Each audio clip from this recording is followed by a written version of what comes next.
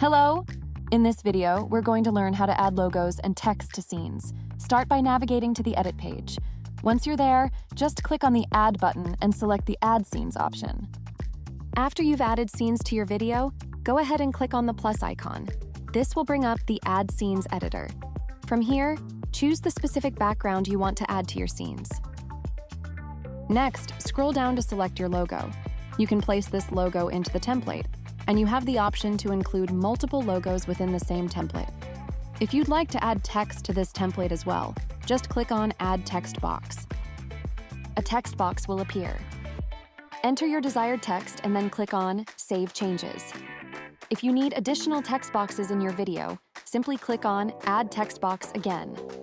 Enter your text and drag the box to wherever it's needed within the scene. Once everything looks good, click on Save Changes. After that, you'll now see a cropped version of your video next to the preview. You'll notice the template has been automatically added. Feel free to add multiple logos and text elements to your scenes. Thank you for watching.